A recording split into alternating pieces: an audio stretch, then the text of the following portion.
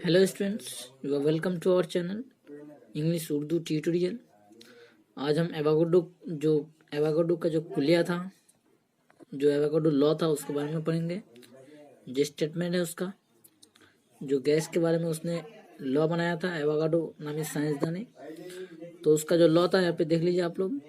एक सा दरजहां दबाव पर सभी गैसों के बराबर हजम में सालमे की तादाद बराबर होती है।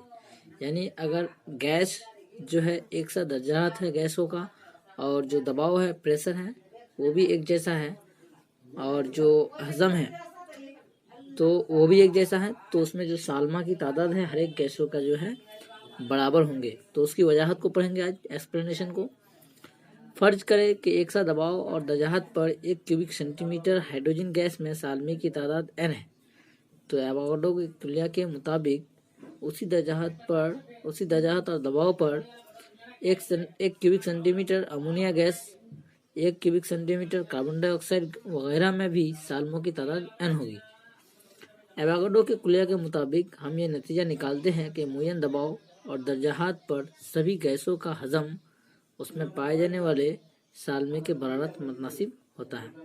तो यहाँ पे आप देख सकते हैं कि हमने मिसाल लिया हाइड्रोजन गैस का, जिसमें सालमे की तादाद 1 क्यूबिक सेंटीमीटर हजम में जो है, जो सालमे की तादाद है वो n है। तो ठीक उसी तरह हर एक गैस का, जैसे अमोनिया गैस का, कार्बन डाइऑक्साइड का, इसका भी जो 1 क्यूबिक सेंटीमीटर हजम में जो सालमा की तादाद होगा वो n होगी। तो इसलिए ये एवागार्डो कुलिया है, इससे हम ये नतीजा निकालते हैं, ये रिजल्ट निकलता है कि मुय्यन दबाव और दरजहात पर सभी गैसों का हजम जो है इसमें पाए जाने वाले सालमे के बराबर मुतनासिब होता है। तो ये था एवागार्डो का कुलिया दोस्तों। देखने के लिए बहुत शुक्रिया। Good bye.